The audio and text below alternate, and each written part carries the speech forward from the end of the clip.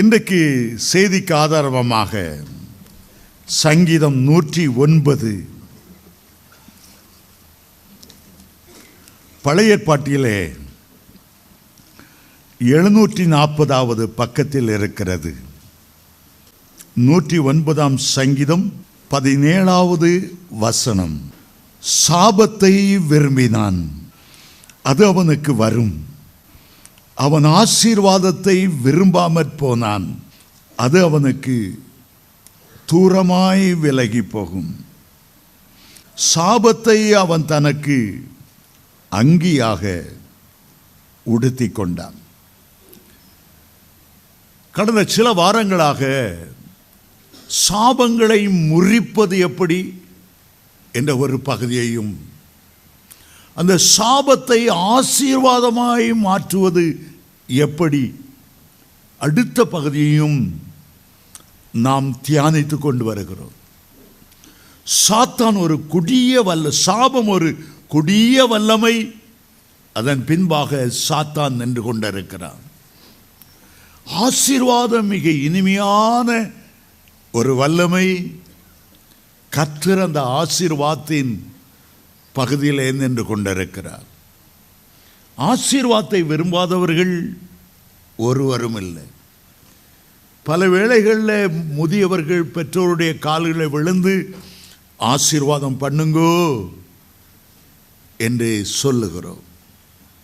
பிள்ளைகளுக்கு பேரே தேவ ஆசீர்வாதம் நிறைய பேர் பெயர் சூட்டுகிறதை பார்க்கிறோம். வேதத்தில் ஆசீர்வதிக்கப்பட்டவர்களையும் பார்க்கலாம், சபிக்கப்பட்டவர்களையும் நாம் பார்க்கலாம்.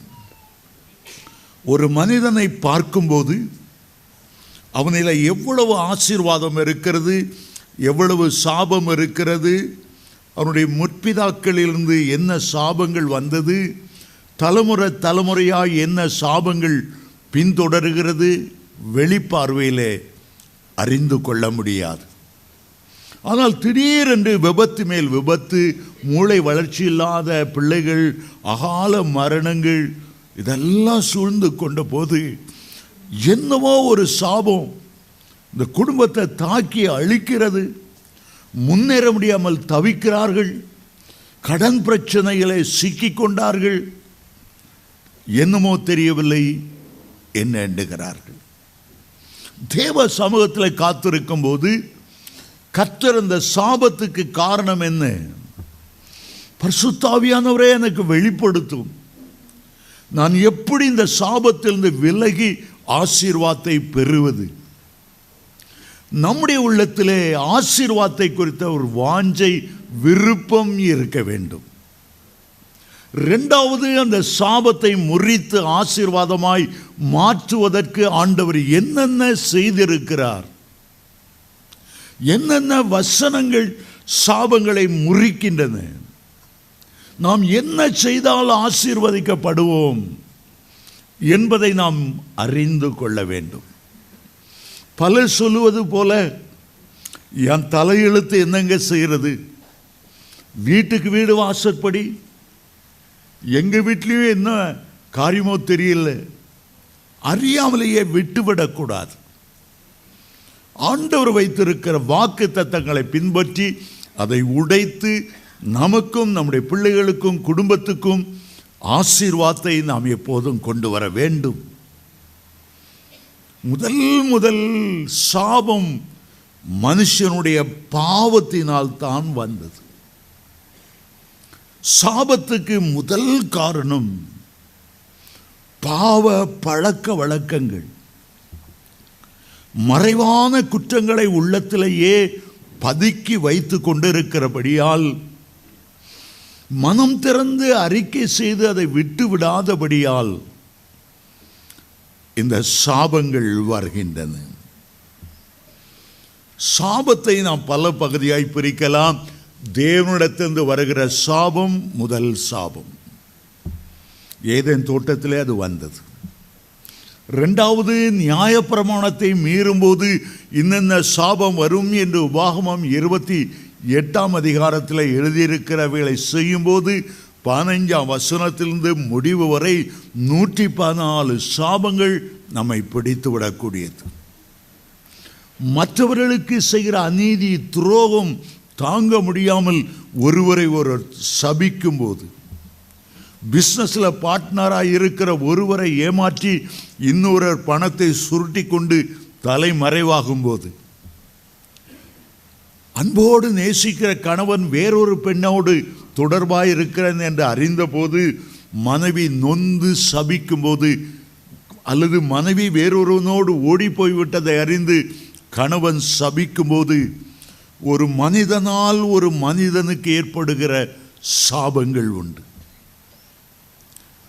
தலைமுறை தலைமுறையாய் வருகிற முற்பிதாக்களின் சாபங்கள் சில குடும்பத்தை 4 தலைமுறைக்கு பாதிக்கிறது. சில குடும்பங்களில் 10 தலைமுறைக்கு பாதிக்கிறது. இன்னும் சில தங்களுக்கு தாங்களே சாபத்தை வரவழைத்துக் கொள்ளுகிறது போல, இஸ்ரவேலர் இயேசு ஆசீர்வதிக்க வந்த இயேசுவை சிலுவையில் அறையும் ராயினை தவிர எங்களுக்கு ராஜா இல்லை, இவனுடைய இரத்தப்பழி எங்க மேலையும் எங்க பிள்ளைகள் மேலையும் இருக்கட்டும், வலிய சாபத்தை சுமந்தது. பில்லி சூனியங்கள் வைத்து அவன் கை கால் விழணும், அவன் குடும்பம் கெடணும், அவன் நிலத்தில் பலன் இல்லாமல் போகணும், பலவிதமான சூனியங்கள், செய்வினைகள், மந்திரங்கள் மூலமாய் வருகிற சாபங்கள் குடும்பத்தில் ஒன்று. இன்றைக்கு ஒரு வகை சாபத்தை குறித்து உங்களுடைய மத்தியில் அழுத்தம் திருத்தமாய் பேச விரும்புகிறேன்.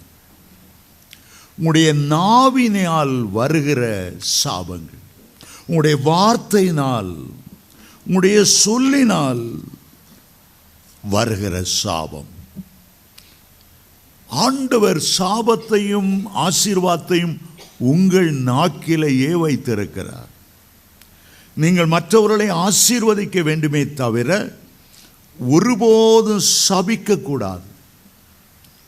உங்களுடைய நாவில உங்களை அறியாமல் உருவாக்குகிற ஒரு வல்லமை இருக்கிறது, கிறிஸ்தவர்களுக்கு தெரியாது. நீங்கள் சொன்னால் அது அப்படியே நடக்கும்படி கர்த்தர் ஆம் என்றும் ஆமேன் என்றும் ஆமோதிக்கிறார் என்று தெரியாது.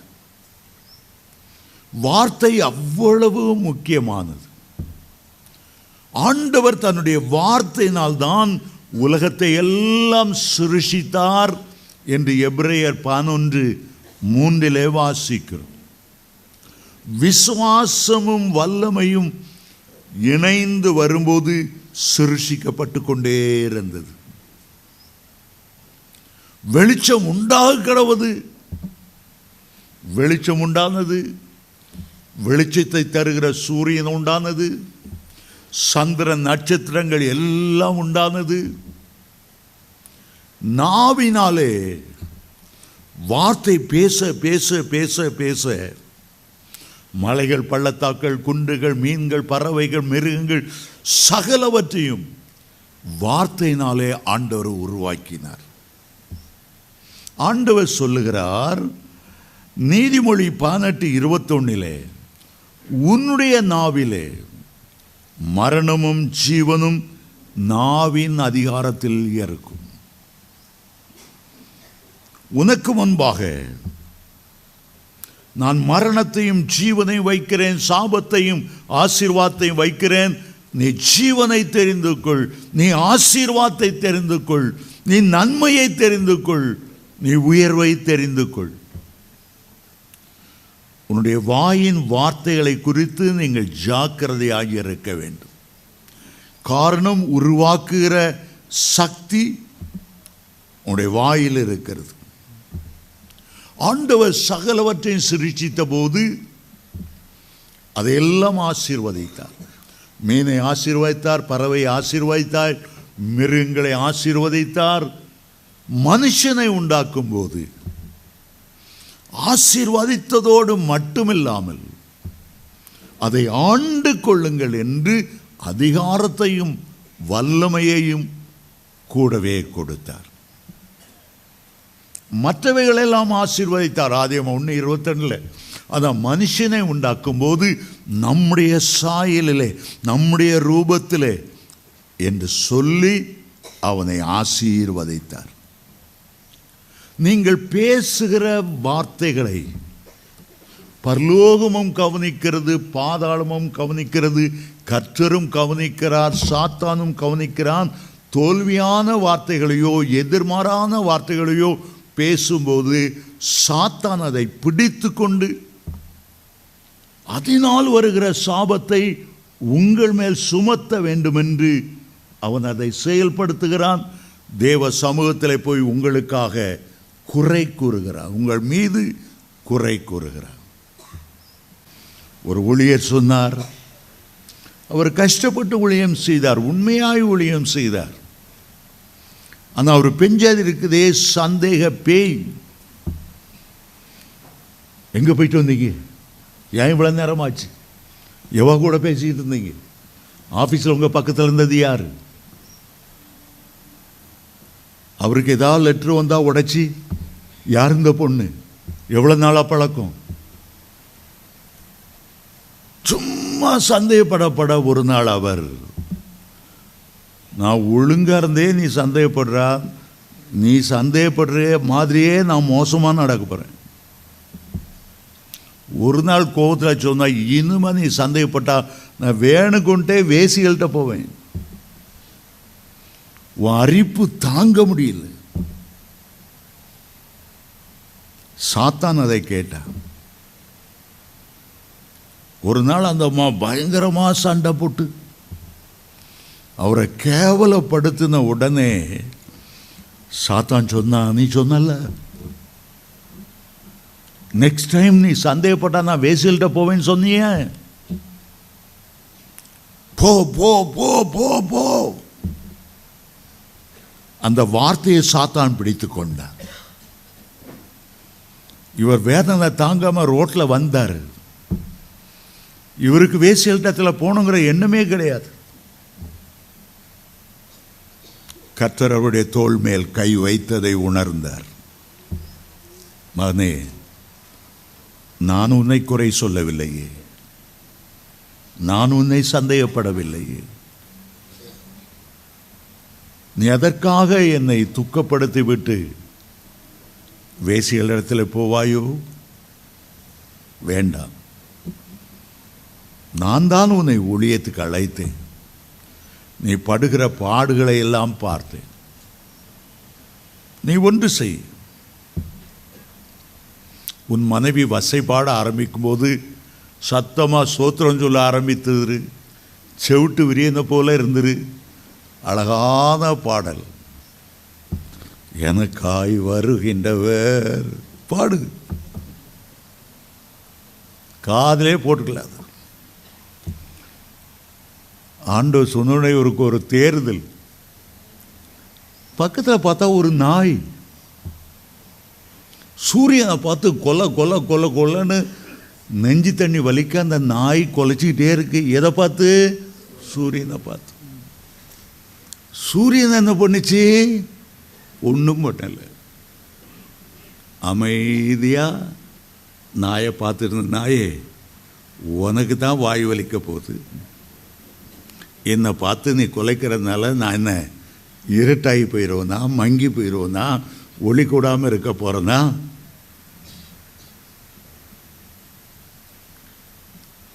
நீ எவ்வளோ குலைச்சாலும் அது என்னை பாதிக்காது. ஆண்டவர் உள்ளத்தில் பேசினார்.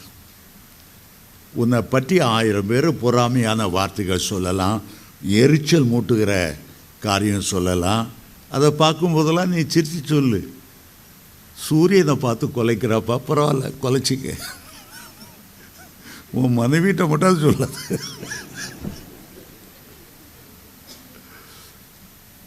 சில வேளைகளில் உங்களை தூண்டி விடக்கூடிய வார்த்தைகளை மற்றவர்கள் பேசுகிறதுனால நீங்கள் ஒன்று பேசினா நான் 10 பேசுவேன், நான் வலிய சண்டைக்கு போக மாட்டேன், வந்த சண்டை விட மாட்டேன், இப்படியெல்லாம் டைலாக் பேசிகிட்டு இருந்தா சாத்தவனை கொண்டே போயிடுவான்.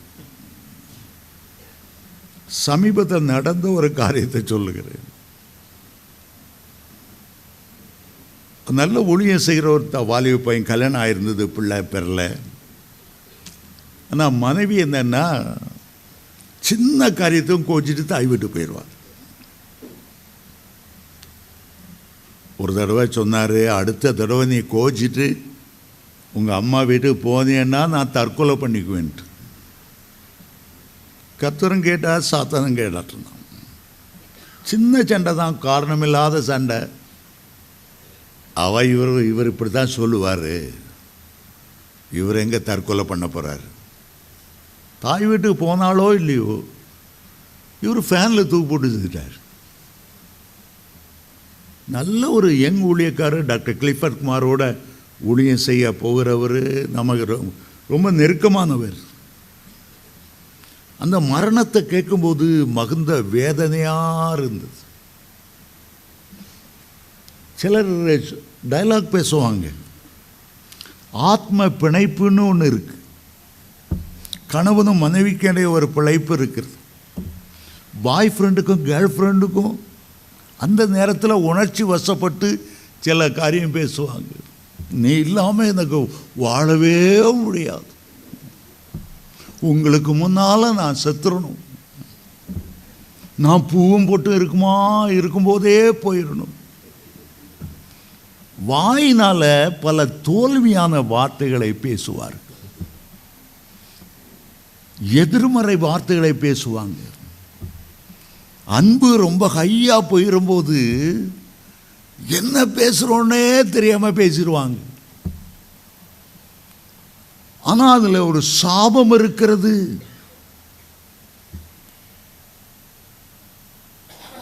உலகத்தில் உங்கள் மேலே தான் ரொம்ப அன்பு. அப்போ ஆண்டவர், அவருக்கு அன்பே கிடையாதா? அவர் உங்களை உருவாக்குனவராச்சே. ஆண்டவருக்கு விரோதமாக கூட பேசுறதுக்கு வைக்கப்பட மாட்டாங்க. இதனால குடும்பங்களில் சாபம் வருகிறது. மரணமும் ஜீவனும் நாவின் அதிகாரத்தில் இருக்கணும். நீங்கள் ஜீவனை பேசணும், நீங்கள் ஆசீர்வாதத்தை பேசணும். உங்களுடைய வாயிலிருந்து தோல்வியான வார்த்தைகள் வரக்கூடாது. உங்களுடைய பிள்ளைகளை நீ உருப்பட மாட்டாயே, கழுத புத்தி கெட்டவனை சொல்லாதுங்க. உங்களுடைய பிள்ளைகளுடைய வளர்ச்சியை நீங்களே தடுத்து அவளை சாபத்துக்குள்ளாக மாற்றி விடுகிறீர்கள். நல்லதா பேசுங்க. ஆண்டவர் சொன்னார், இந்த மலையை பெயர்ந்து இயேசுவின் நாமத்தில் சமுத்திரத்தில் தள்ளுண்டு போ. விசுவாசத்தோடு நீ சொல்வாயானால் அந்த மலை உனக்கு கீழ்ப்படியும் என்று மார்க் 11:23 அவர் சொன்னார். சிலர் பேசும்போது ஆண்டவர் அப்படியே ஆக கடவுது, ஆமேன், நீ விசுவாசித்தபடியே உனக்கு ஆக கடவுது, நீ சொன்னபடியே உனக்கு ஆக கடவுது. இஸ்ரவேல் ஜனங்கள் பேசினார்கள், மோசே பார்த்தான் பேசினாங்க. என்னங்க வனாந்தரத்தை கொண்டு வந்து சாகடிக்கவா வந்தீர்? எகிப்தில் பிரேத குழி இல்லைன்னா இந்த வனாந்தரத்தில் நீ சாகும்படி செய்தீர். ஆண்டவர் சொன்னார், அவங்க விருப்பப்படியே அவங்களை நான் செய்கிறேன். அவனுடைய பிரேதமெல்லாம் இந்த வனாந்தரத்தில் விழும். சாபத்தை விரும்பினான், இந்த சாபம் அவனுக்கு வரும். ஆகவே தீமைக்கு தீமை, உதாசீனத்துக்கு உதாசீனம் சரி கட்டாமல் நீங்கள் ஆசீர்வாதத்தை சுதந்தரித்து கொள்ளப்பட்டவர்கள் என்று அறிந்து ஆசீர்வதியுங்கள். 1 பேதுரு 3:9-11 சொல்லுகிறார், நல்ல நாட்களை காண வேண்டும் என்று ஜீவனை விசுவாசித்திருக்கிறவன் பொல்லாப்புக்கு தன் நாவையும் கபடத்துக்கு தன் உதடுகளையும் விலக்கி பின்தொடர கடவன். நீங்கள் தேவனுடைய பிள்ளைகளாகி விட்டீர்கள் என்றால் உலக பிரகாரமாக பேசுகிற நிறுத்துங்க. தமிழில் பேசினா பேசிகிட்டே தான் இருப்பேன். பேசி பேசி பாதாளத்துக்குள்ளே போயிடாதுங்க. கெட்ட வார்த்தை பேசி பேசி பேசி, அவதூறான வார்த்தை பேசி, புறங்கூறுகிற வார்த்தை பேசி பேசி, அதுக்கு தான் ஆண்டவர் வாயை அடைத்து பரிசுத்தாவி மூலமாக அந்நிய பாஷையை கொண்டு வருகிறார். அந்நிய பாஷையை கொண்டு வருகிற ஆவியானவர் ஒருபோதும் தோல்வி அடைந்தவர் அல்ல, ஜெயத்தின் வார்த்தைகளை பேசுகிறவர், விசுவாச வார்த்தைகளை பேசுகிறவர், நன்மைகளை பேசுகிறவர். வாயினால ஒருபோதும் தீமைகளை பேசாதிருக்கு. சிலர் வள வள வளன்னு பேசிக்கிட்டே இருப்பாங்க, யாரையும் பேச விட மாட்டாங்க, இவங்க தான் பேசிக்கிட்டே இருப்பாங்க. நான் அங்கே போனேன், இது நடந்தேன், இங்கே வந்தேன், அப்படி வானத்தை வில்லா வளைச்சேன், இந்து சமுத்திரத்தை இங்கிருந்து தாண்டுனேன், ஆச்சா பூச்சா பேசிட்டு இருப்பாங்க. ஆவியானவர் சொல்லுவார், சொற்களின் மிகுதியினால் பாவம் இல்லாமல் போகாது, அமைதியாக பேசு. சிலர் எல்லாத்துக்கும் உண்மை ஒரு 2% தான் இருக்கும். கண்ணு வச்சு, மூக்கு வச்சு, வாயு வச்சு, பெரிய வயிறு வச்சு மிகப்படுத்தி பேசுவாங்க. இருக்கிற உண்மை 1%. இவங்க அளக்கிற ஃப்ராடு 99%. கடைசியில் சாபம் வந்துடும். எங்கள் அப்பா ரூமில் பெருசாக எழுதி போட்டிருப்பார், பேசாதே.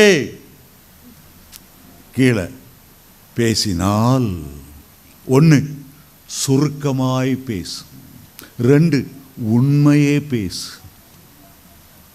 நிதானித்து பேசு, சிந்தித்து பேசு. 70 வாக்கியம் எழுதி போட்டிருப்பார். நான் அந்த 70ஐயும் இப்போ பாதுகாக்க மறந்துட்டேன், எனக்கு தெரியல. பேசாதே அதான் முதல்ல எழுதியிருப்பார். பேசினால் ரொம்ப அருமையான வார்த்தை. புரசவாக்கத்தில் ஏசி சபையில் முன்னால் பாஸ்டர் சுந்தரம் என்று ஒருவர் உண்டு.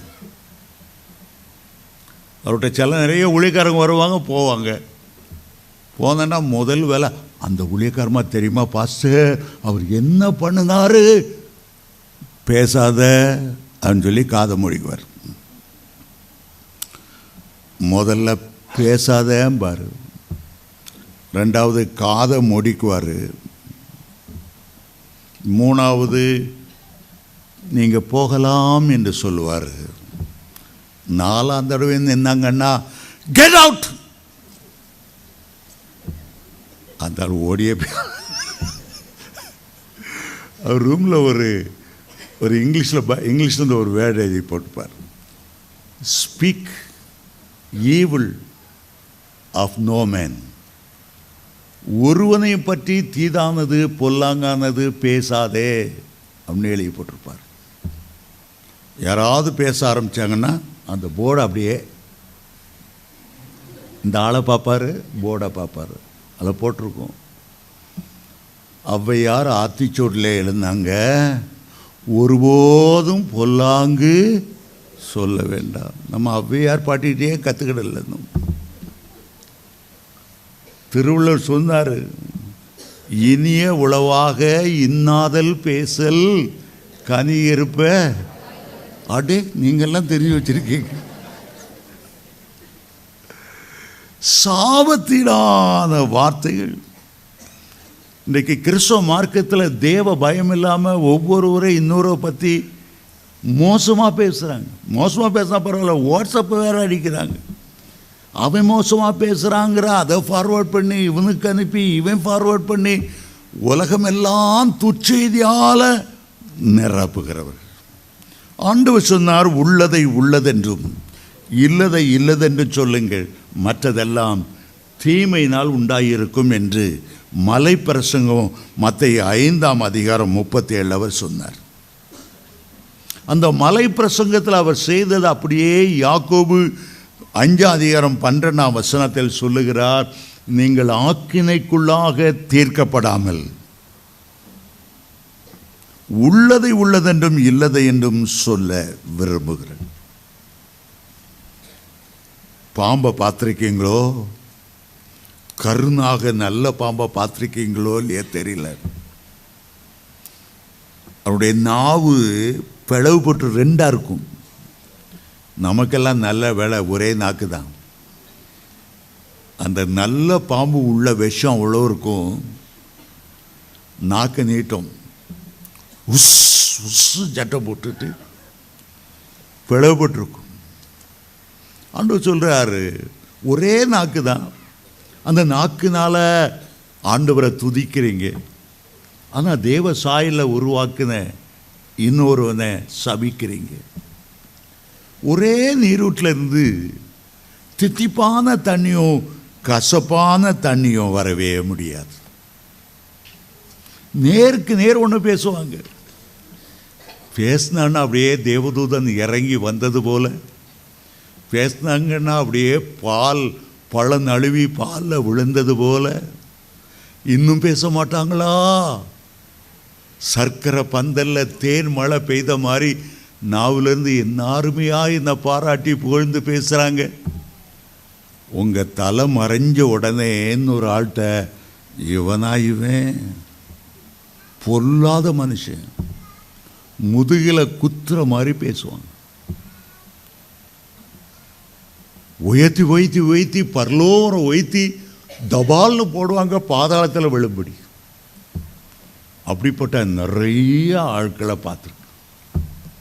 இன்கம் டேக்ஸில் வேலை செய்யும்போது எங்கள் மேல் அதிகாரிகள் என்ன சொல்லுவாங்கன்னா, முன்னுக்கு அவங்கள உட்கார வச்சு பேசும்போது சிரிச்சமாக பேசு, ஆனால் அவனை பற்றி என்னென்ன மோசமாக ஃபைலில் எழுதி வைக்க முடியுமோ அவ்வளோத்தையும் எழுதி வை.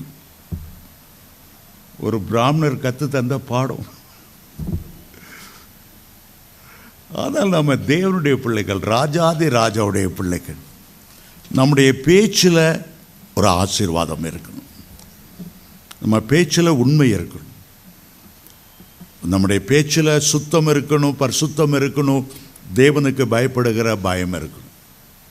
சரி, முதலாவது இதில் நான் ஒரு 6 குறிப்புகளை நான் பேச விரும்புகிறேன்.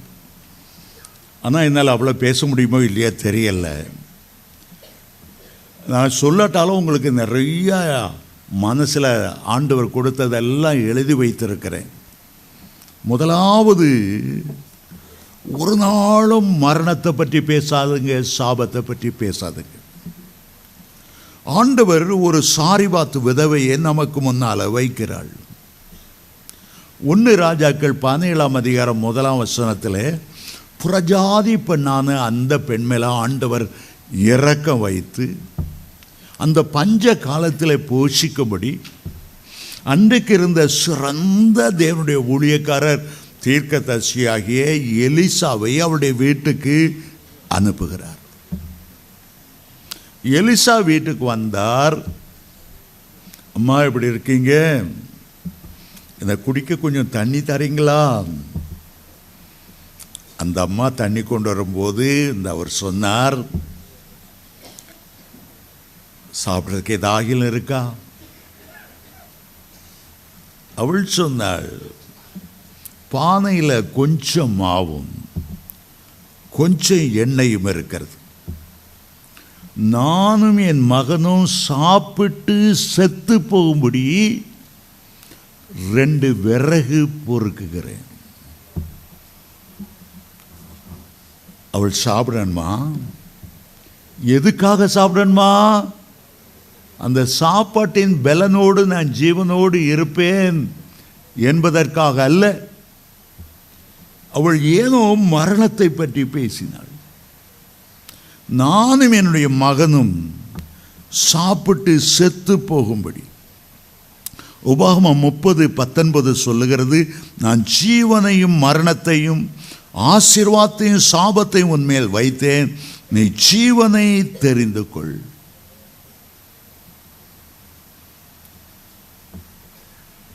எலியா வந்தார், அந்த வீட்டில் உள்ள அப்பத்தை ஆசீர்வதித்தார், மாவை ஆசீர்வதித்தார். பஞ்ச காலம் எல்லாம் அவளும் அவருடைய பிள்ளையும் போஷிக்கப்பட்டார்கள். ஆனால் அவள் சொன்ன வார்த்தை நிறைவேறினது. அந்த பையன் வாலிப வயதில் செத்து போனான். எப்படி அவன் செத்து போனான்? அதுக்கு காரணம் என்ன? இவருடைய வாயிலிருந்து வருகிற வார்த்தை, அவள் வாயிலிருந்து வந்த வார்த்தை. அவ்வளோதான். அவன் நேர எலிசா பிடிச்சிட்டார், காலரை பிடிச்சிட்டார். என்னையா எங்கள் வீட்டுக்கு வந்துரு, உமக்கு நேரத்துக்கு நேரம் தோசை போட்டு கொடுத்தேன், என் பிள்ளை செத்து போச்சு, உம்மால தான் செத்து போச்சு. எளியவால சாவல, இவ வார்த்தையினாலே கொண்டா. சிலர் பேசினாலே பட்டை கருகு போல பேசுவாங்க. சில வீட்டில் மாமியாருக்கும் மருமகளுக்கும் சண்டை வந்துட்டுன்னா மாறி மாறி பேசுவாங்க பாருங்க. தற்கொலை பண்ணிக்கலாம் நாக்கு அப்படிங்கிற மாதிரி 4 கேள்வி கேட்பாங்க. பயங்கரமான வார்த்தைகள். குழாயடி சண்டை மாறி மாமியார் மருமக சண்டையில் தான் பார்க்கணும். நல்ல வேளை எலிசா அங்கே இருந்தனால அந்த பையன் மேலே விழுந்து எனக்கு உணவு தந்தாங்களே, தயவுசெய்து என்னுடைய ஆத்துமா மறுபடியும் அவனுக்குள்ளே திரும்பி வரட்டும். அவனை உயிரோடு எழுப்பி கொடுத்தார். சில சும்மா அப்படித்தான், என் அருமை உங்களுக்கு தெரியாது, நான் செத்தா தான் உங்களுக்கு மேன்மை தெரியும். எனக்கு ஒரு சித்தி இருந்தாங்க, அவங்க சும்மா அப்படி தற்கொலை பண்ணியே பேசுவாங்க. எது எடுத்தாலும் என் அருமை இப்போ நீங்கள் உணர மாட்டீங்க, நான் எவ்வளோ கஷ்டப்பட்டு உழைக்கிறேன், நீ உணர மாட்டீங்க, நான் அந்த குடும்பத்துக்கு எவ்வளோ ஆசீர்வாதம், நீங்கள் நான் செத்தா தான் என் அருமை தெரியும். என்னடா இப்படி சாவை பற்றியே பேசுகிறாங்களே, சின்ன வயசுலேருந்து நான் நினைக்கிறது உண்டு. கடைசியில் அவங்க புருஷன் ஏதோ ஒரு பொண்ணுகிட்ட பேசிகிட்டு இருக்கான், களி போட்டுனா வீட்டுக்குள்ள வந்து கரைசினை எடுத்து ஊற்றி செத்தே போயிட்டாங்க. பாவம், ஒரே ஒரு மகன் அனாதை போல நின்னா.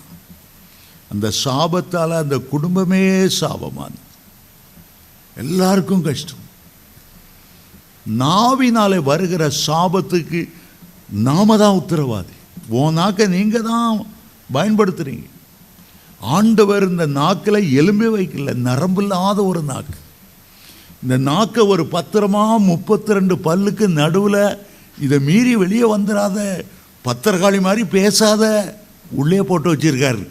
வெளியே வந்தால் தீப்பிடிச்சோம். இந்த பாஸ்பரஸை தண்ணிக்குள்ளே ஊற வச்சிருப்பாங்க. அதுபோல் தான் ஆண்டவர் நாக்க பாதுகாப்பான இடத்துல ஊற வச்சிருக்காரு, சாபம் வந்துடக்கூடாது என்பதற்காக. நீ என்னதான் பஞ்சம் வந்தாலும் ஆண்டவர் உன்னை பார்த்து சொல்லுகிறார், கர்த்தர் உன்னை நித்தமும் நடத்தி மகாவறட்சியான காலத்திலும் உன்னை திருப்தியாக்கி உன் எலும்புகளை நிணமுள்ளதாக்குவார். நீ நீர் பாய்ச்சலான தோட்டத்தை போலவும் வற்றாத நீரூற்றை போலவும் இருப்பாய் என்று ஏசாயா 58:11 வேதம் சொல்லுகிறது.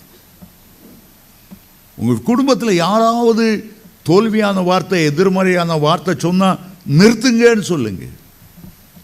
உன் பிள்ளைய பார்த்து, ஏ மாட மிருகமே, உன் மண்டையில் அறிவில்லையா, களிமண் தான் அப்படி யாராவது பேசினாங்கன்னா நிறுத்துங்கன்னு சொல்லுங்க. உங்கள் ஹஸ்பண்டே சொன்னாலும் உங்கள் ஒய்ஃபே சொன்னாலும் பிள்ளை அப்படி சொல்லாதுங்க, ஆசீர்வதிங்க. சாபமான வார்த்தைகள் பேசாதுங்க, நிறுத்துங்கன்னு சொல்லுங்க. ஏன்னா அவங்க பேசிவிட்டு போயிட்டு பிறகு பிள்ளை கஷ்டப்படக்கூடாது. ஒரு நல்ல படித்த பிஸ்னஸ் மேன் இருந்தார். ரொம்ப கஷ்டப்பட்டு உழைச்சி 3 ஃபேக்டரி ஆரம்பித்தார். 3 தோல்வி, பயங்கர கடன், பயங்கர சாபம். ஆலயத்துக்கு வந்து இயேசுவுக்கு ஒப்பு கொடுத்த பிறகு அவர் யோசித்தார், ஏன் எனக்கு இவ்வளோ லாஸ் வந்தது? அப்போ தான் ஞாபகம் வந்தது, சின்ன பிள்ளையில அப்பா பேசின வார்த்தைகள். நீ உருப்பட மாட்டா, நீ கழுத மேய்க்க தான் லாய்க்கு. அப்பா என்னென்னலாம் சொல்லி திட்டினாரோ அவ்வளவும் அவருக்கு ஞாபகப்படுத்தினார் ஆண்டவர். அப்போ இவர் முழங்கால் படியிட்டு, எங்கள் அப்பா சொன்ன வார்த்தைகள் பலிக்காமல் போவதாக. எங்கள் அப்பாவை நான் நேசிக்கிறேன், எங்கள் அப்பாவை நான் வெறுக்கிறேன். எங்கள் அப்பாவை நான் வெறுக்கலை, ஆனால் எங்கள் அப்பாவுக்கு மேலே நீர் பரமபிதாவாய் என்னுடைய தகப்பனா இருக்கிறேன். என் துயரப்பட்ட நாட்கள் முடியட்டும், வேதனை அனுபவித்த வருஷங்கள் முடியட்டும், நீர் என்ன ஆசீர்வாதி. எங்கள் அப்பா என்னை சபிச்சதெல்லாம் நான் மன்னிச்சிடுறேன். எங்கள் அப்பா ஆசீர்வாதமாக இருக்கும்படி எங்கள் அப்பாவை நான் ஆசீர்வதிக்கிறேன், பூமியில் இல்லாட்டா கூட. அப்படி தீர்மானம் பண்ணி அதுக்கு பிறகு அவர் வேலையை அடுத்த ஃபேக்டரி ஆரம்பிக்கும் போது எல்லாவற்றை மிஞ்சி சரியான லாபம், சரியான வருமானம். சாபத்தை முறிக்கும் போது ஆசீர்வாதம் உண்டாகும். இரண்டாவதாக, மிகப்படுத்தப்பட்ட துர்ச்செய்திகள் வரும். ஜனங்கள் எல்லாரும் நற்செய்தியை கொண்டு வந்துருவாங்க நம்ம நினைக்கக்கூடாது. சிலவங்க தங்களை அறியாமலேயே துர்ச்செய்திகளை, மிகப்படுத்தப்பட்டவைகளை ஒன்று இருந்தாலும் 100 நம்மகிட்ட கொண்டு வருவாங்க.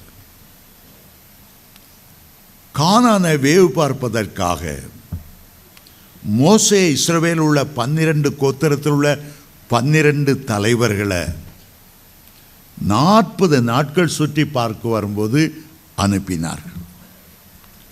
அதில் 10 பேர் துர்ச்செய்தியை பரப்பினார்கள். நாங்கள் அங்கே போனோம், அழகான பட்டணம் தான், ஆனால் அங்கே இருந்த மனுஷர் பொல்லாத மனுஷர். ஏனோக்கின் புத்திரர் அங்கே கண்டோம், ராட்சச பிறவிகளை கண்டோம். அங்கிருந்த சுவர்கள், மதில்கள், அரண்கள் மகா பெரியதாக இருந்தது. அந்த ஜனங்களுக்கு முன்னால் எங்களை பார்க்கும்போது ஒரு வெட்டுக்கிளிகளை போல இருந்தோம்.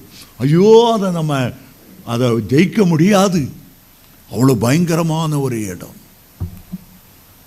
துர்ச்செய்தியை பரப்பினார். ஆனால் மற்ற 2 பேர் நல்ல செய்தி கொண்டு வந்தார்கள். கர்த்தர் அவருடைய காத்த நிழல் விலகி போயிட்டு ரொம்ப எளிதாய் அதை மேற்கொள்ளலாம்.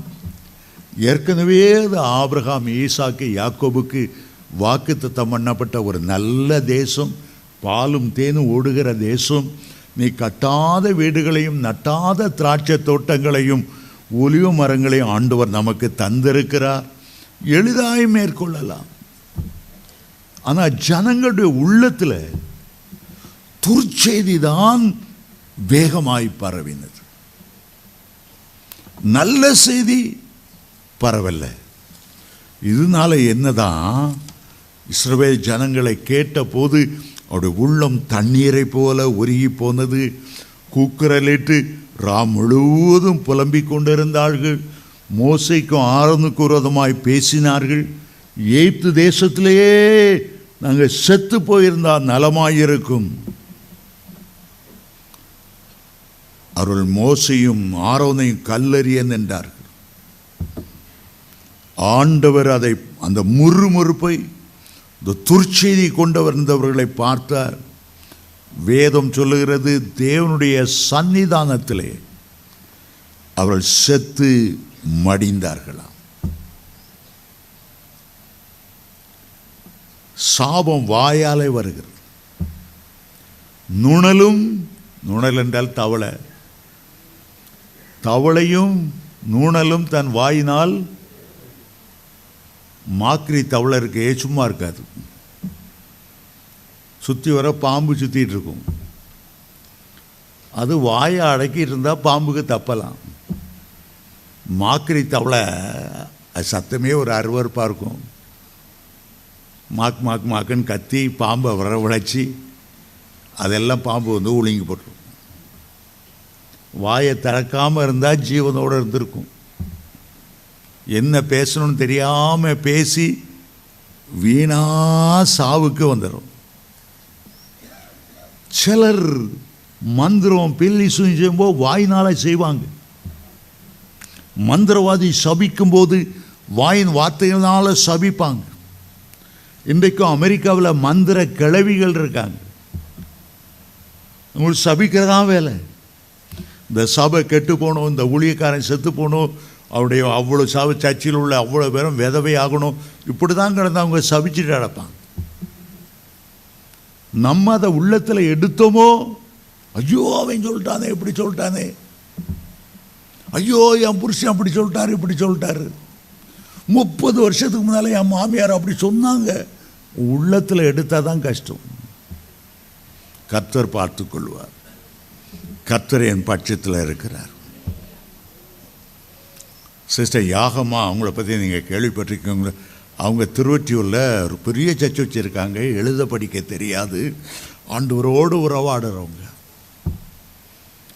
அவங்க சொன்னாங்க, முன்னால் இயேசுவை பற்றி அறியறதுக்கு முன்னால் ஒன்றுமே தெரியாத நிலைமையில் கத்தோலிக்க திருச்சபை போனால் கூட இயேசுவை பற்றி ஒன்றும் தெரியாது. ஏதோ அந்த சிலையை தொடுவாங்க, முத்தம் கொடுப்பாங்க, வந்துடுவாங்க, அவ்வளோதான். தவிர இயேசுவை பற்றி, அவருடைய அன்பை பற்றி, சாபத்தை பற்றி, ஆசீர்வாதத்தை பற்றி ஒன்றும் தெரியாது. பெரிய ஹோட்டல் பிஸ்னஸ் நடத்தினாங்க. அவங்க ஹஸ்பண்ட் எல்லாம் நல்லா த்ரைவிங்காக வந்துச்சு. பக்கத்து ஹோட்டல்காரன் பார்த்தான், என்னடா உயர போகிற ஒரு சூனியக்காரனை பிடிச்சி மந்திரங்கள்லாம் செய்து ஏவெல்லாம் செய்து சாப்பிடுவாங்க. இவங்க வந்து ஹோட்டலில் உள்ள தலை மயிராக கிடக்கும். சாதம் கேட்பாங்க, சாதம் வாங்க பார்த்தா பண்ணி முடி கத்தையாக உள்ள கிடக்கும். எல்லாம் பிளேட்டை விட்டு எறிவாங்க. ஹோட்டல் பிஸ்னஸ் பூரா டவுன் ஆயிட்டு. அந்த சூனியம் செய்து செய்து உடைய கணவன் வியாதிப்பட்டு பயங்கர கடன் வச்சுட்டு அவர் மரித்தார். இந்த அம்மாவுக்கு மொத்தம் 7 பிள்ளைகள். எங்கே கடனை தீர்க்கிற ஒன்றும் தெரியாது. கடைசியில் தான் ரட்சிப்பை பற்றி அறிஞ்சாங்க. ஹோட்டல் எல்லாம் போச்சு. ஆண்டவர் ரட்சித்தார், அபிஷேகித்தார். முதல்ல அவங்களுக்கு கொடுத்த ஆவியின் வரம் என்ன தெரியுமா? மந்திரவாதியோடைய சாப கட்ட முறிக்கிறதா ஆண்டவர் கொடுத்த வரம். இப்பவும் அவங்க சர்ச்சை போங்க, ஒவ்வொரு தூண்லையும் மந்திரத்தால் கட்டப்பட்ட, அசுத்தாவியில் கட்டப்பட்டவங்களாம் ஒவ்வொரு தூணாக ஆரம்பத்திலேருந்து கட்டி வச்சுருக்கோம். 1 வாரம் இருப்பாங்க, 10 வாரம் இருப்பாங்க. மந்திரக்கட்டை எல்லாம் எடுத்து சுகமாகி பைத்தியங்கள் தெளிஞ்சு விடுதலையோடு போவாங்க. நான் அந்த சர்ச்சில் அடிக்கடி பேச போவேன். அந்த பார்த்தா அந்த தூணில் கட்டி வச்சுருக்கோம் பைத்தியங்கள். ஆண்டவர் கொடுத்த வரம். எந்த மந்திரவாதி சூனியம் வைக்கிறானோ, சபிக்கிறானோ, அதை உடைக்கிறது மட்டுமல்ல, அதை ஆசீர்வதிக்கிற ஒரு பெரிய ஒளியம்.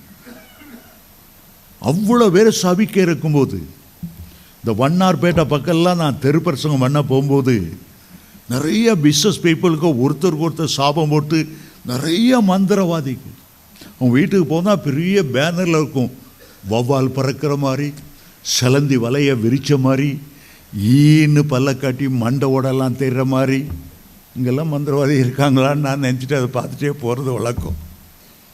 மந்திரவாதிகள் சென்னையில் அவ்வளோ பெருகிட்டாங்க, சபிக்கிறவங்க பெருகிட்டாங்க. இன்றைக்கு அந்த அம்மா 7 பிள்ளைகளும் 7 சர்ச் வச்சுருக்கிறாங்க. ஹல்லேலூயா. அந்த அம்மா போல் தேவனோட நேரடியாக முகமுகமாக பேசுகிறவளை பார்க்கிற ரொம்ப அரிதான ஒரு காரியம். அவங்களுக்கு எழுத படிக்க தெரியாது. 3000க்கு மேலே அந்த சர்ச்சு பெரிய சர்ச்சு. காரணம், அவர்கள் பாடுபட்டதை ஆண்டவர் பார்த்து மனதுருகி, எல்லாவற்றையும் இழந்தாயா, பரவாயில்லை, மறுபடியும் உனக்கு நான் தருகிறேன். ஹல்லேலூயா. வார்த்தையில் கவனமாக இருக்க வேண்டும். ஈசாக்கின் மகன்தான் ஏசா. ஆபிரகாம் ஈசாக்கு ஏசா என்று வரணும். ஆனால் அவன் தன்னுடைய வார்த்தையில் ஓட்ட விட்டான். நல்லா களி கிண்டி வச்சிருந்தான். யாக்கோபு களி கிண்டி, சிகப்பான களி. அன்னைங்காரன் வேட்டையாடிட்டு வந்தான். கொஞ்சம் களி கொடுப்பா, பசியாக வந்திருக்கேன், தாகமாக வந்திருக்கிறேன். ஓகே, நான் தாரேன். நீ உன் சேஷ்டபுத்திர பார்த்த தரியா? அவன் என்ன சொல்லிட்டான், நான் பசியால் சாவுறேன், இந்த சேஷ்டபுத்திர பாகம் எனக்கு எதுக்கு? அதை எங்கேயும் டாக்குமெண்ட்டில் எழுதலை. ரிஜிஸ்ட்ரேஷன் ஆஃபீஸில் போய் நான் என் சேஷ்டபுத்திர பார்த்த கொடுத்துட்றேன் எழுதலை. ஆனால் அவன் பேசின வார்த்தையே தேவனுக்கு முன்பாக ஒரு டாக்குமெண்ட் ஆயிற்று. வேதம் சொல்லுகிறது பிற்பாடு. எபிரேயர் 12:17 பிற்பாடு, எல்லாவற்றுக்கும் ஒரு பிற்பாடு இருக்கிறது. பாவம் செய்ததற்கு ஒரு பிற்பாடு இருக்குது. வேசித்தனம் பண்ணுறதுக்கு ஒரு பிற்பாடு, லொக்கு லொக்குன்னு இரும்புறது இருக்குது. எய்ட்ஸ் நோய் பிடிக்கிறது இருக்குது, சாபங்கள் இருக்கிறது. பிற்பாடு அவன் ஆசீர்வாதத்தை சுதந்தரிக்க விரும்பியும் ஆகாதவன் என்று தள்ளப்பட்டான். அவன் கண்ணீர் விட்டு கவலையோடே தேடியும் மனமாறுதலை காணாமற் போனான். காரணம் அந்த வார்த்தைகள்.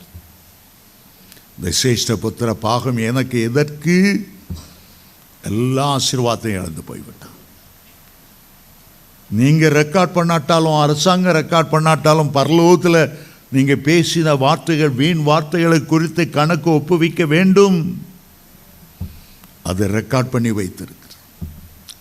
சரி, மூன்றாவதாக இன்னொரு காரியம், யாராவது உங்களை புண்படுத்தினாலோ அல்லது சாபமான வார்த்தைகளை பேசினாலோ அதை ஏற்றுக்கொள்ளாதிருங்க. அதை உங்களுடைய மனசில் வைக்காதிருங்க. அதையே நினைத்து கவலைப்படாதுங்க. இந்த ஆள் சாபம் போட்டானா ஆண்டவர் பார்த்து கொள்வார். மனசில் எடுத்துக்கொள்ளாதுங்க. வேதத்தில் 2 சாமுவேல் 16 அதிகாரம் 5-9 ஒரு சீமேயி என்ற ஒரு மனுஷன் வந்தான். தாவீதை சபிப்பதற்காக வந்தான். அவன் தாவீது அப்சுலோமால் துரத்தப்படும் போது பின்னாலேயே தூஷித்து கொண்டு வந்து, இரத்த பிரியனே நீ தொலைந்து போ, பேலியாளின் மனுஷனே, வேசியின் மகனே தொலைந்து போ, மண்ணை அள்ளி வீசினான், கற்களை வீசிக்கொண்டே வந்தான். தாவீது அதை பார்த்தும் பார்க்காதவரை போல இருந்தார். பக்கத்திலே ஒரு பெரிய தளபதி இருந்தான், அபிசாய். இவை என்ன அற்ப நாய் உங்களை போய் தூஷிக்கிறது? இஸ்ரவேலில் தேவனால் அபிஷேகம் பண்ணப்பட்ட உங்களையா அவன் தூஷிக்கிறான்? அவன் எம்மாத்திரம் உத்தரவு கூட ஒரே வெட்டா கழுத்தை வெட்டி தள்ளிடுறேன்.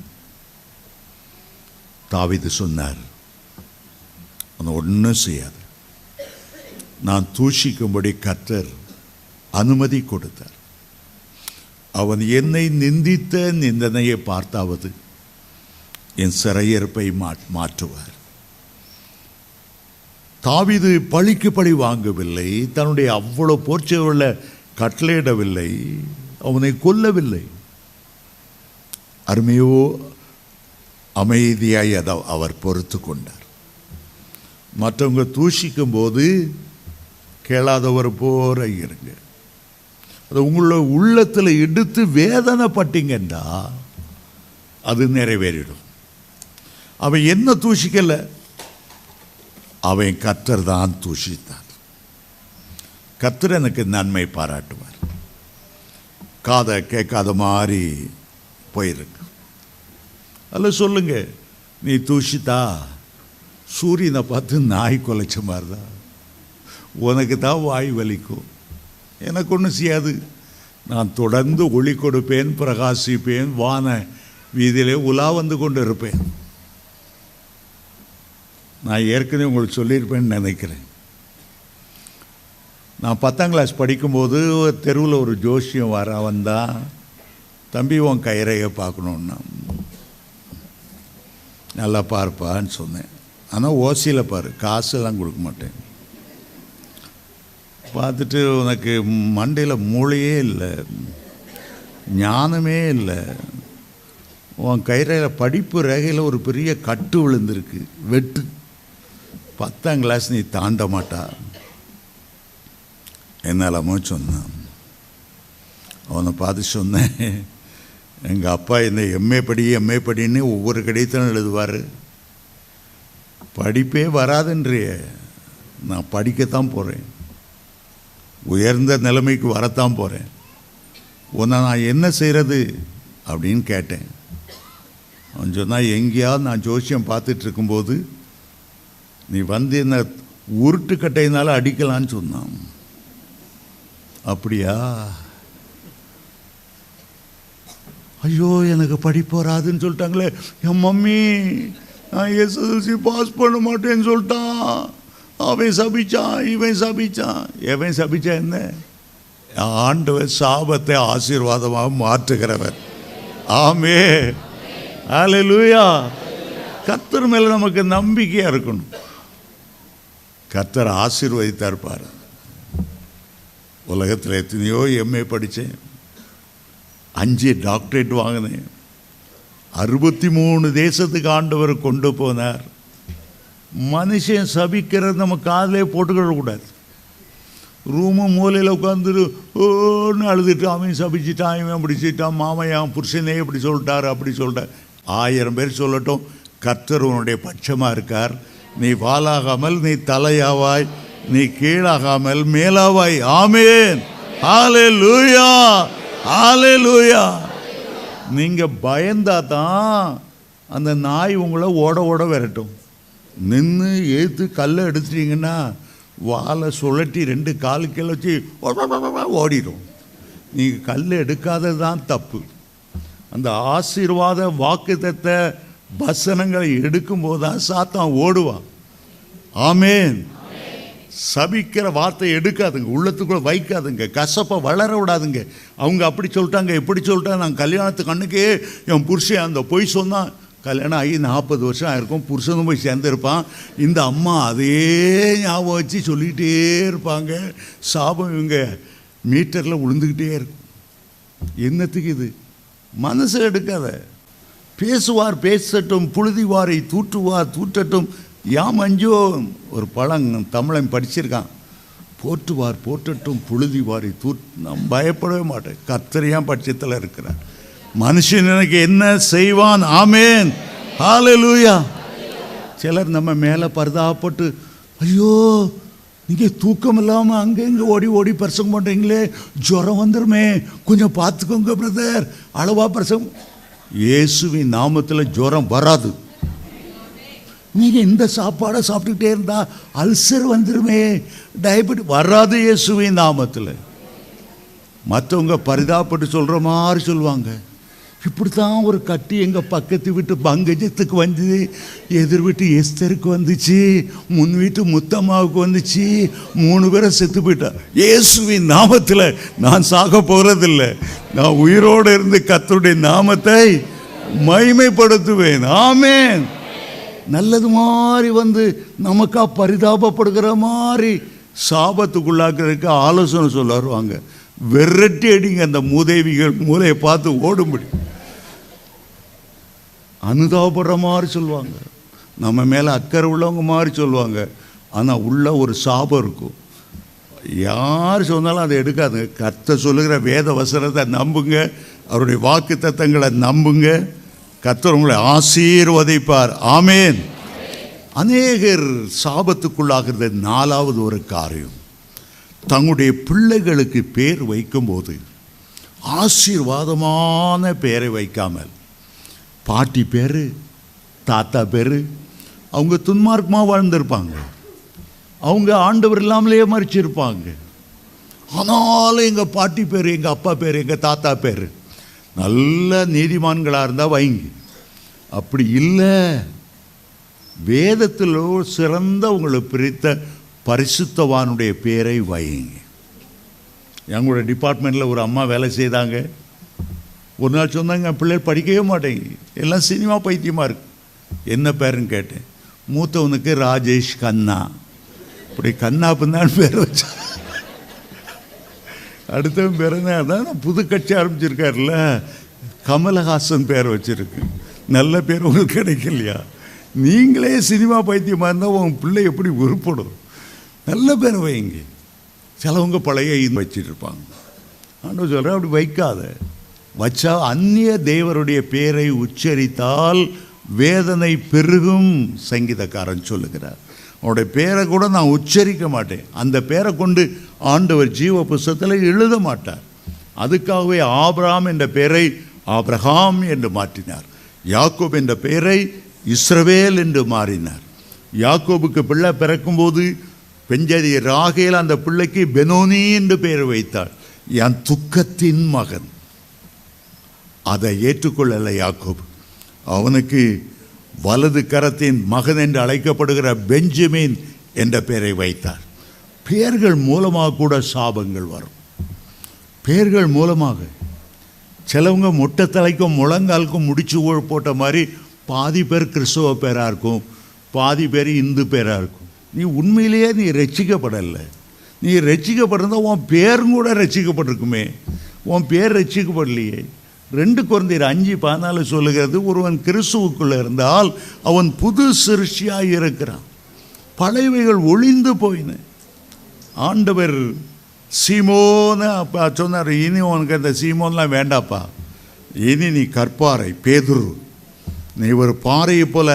முந்தி சீமோன்னா நாணல், அசைந்த ஆடுக, உறுதி இல்லாதவன். ஆனால் அபிஷேகம் உன்னை உறுதிப்படுத்தும். ஆகவே அவனுக்கு பேரை மாற்றினார். உன்னுடைய பேர் சாபமான பேராய்.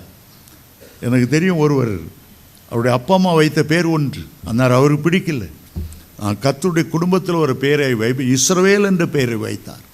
இவ்வளோ ஒரு ஆச்சரியம், ஒரு சந்தோஷம். சிலர் அந்த பழையதையும் இதையும் கொண்டு பழைய துருத்தியில் புது திராட்சை ரசத்தை கிறிஸ்துக்குள்ளே வந்த பிறகு பழைய பேரில் பாதி புது பேரில் பாதி. ஏன் அப்படி வைக்கிறீங்க? அப்போ தான் நான் சாட்சி சொல்ல முடியும். முந்தி நான் இந்துவாக இருந்தேன், அந்த பேர் இருந்தது, இப்போ நான் கிறிஸ்துக்குள்ளே வந்து இந்த பேர் வச்சது. ஆனால் பைபிள் படி இயேசுக்குள்ளே வந்த பிறகு பழைய இந்து தெய்வங்கள் பேரை கண்டிப்பாக வைக்கக்கூடாது. இதையும் அதையும் சேர்ந்து அதில் பாதி இதில் பாதி வைக்கக்கூடாது. சாபம் வரும், அந்த பேர் வழியாக சாபம் வரும். ஒரு வேறுபாட்டின் ஜீவியம் மிக அவசியம். ஆண்டவருடைய பேரை கூட மாற்ற அவர் வெட்கப்படவில்லை, தவறவில்லை. சில பேர்கள் பெற்றோருக்கு ஆண்டவரே சொப்பத்தில் தரிசனத்தில் கொடுப்பார். சிம்சோன் என்ற பெயரை வை, இயேசு என்ற பெயரை அவருக்கு சூட்டு. இயேசு என்றால் அவர் தம்முடைய ஜனங்களின் பாவங்களை நீக்கி அவர்களை ரட்சிப்பார் என்று மத்தேயு 1:21 சொல்லுகிறது. ஜோமணி ஆண்டவர்கிட்ட கேளுங்க, என் பிள்ளைகளுக்கு என்ன பேரை சூட்டணும்? பாரம்பரிய பேர்களை சூட்டுறதுல முன்னுக்கு நிற்காதங்க. பாட்டி, எங்கள் தாத்தா, அந்த உறவெல்லாம் பின்னால் இருக்கட்டும். நீ தேவனுடைய பிள்ளை என்பது முதன்மையாக இருக்கட்டும். உன் பிள்ளைகள் ஆசீர்வதிக்கப்படணும். ஆமேன், ஹல்லேலூயா.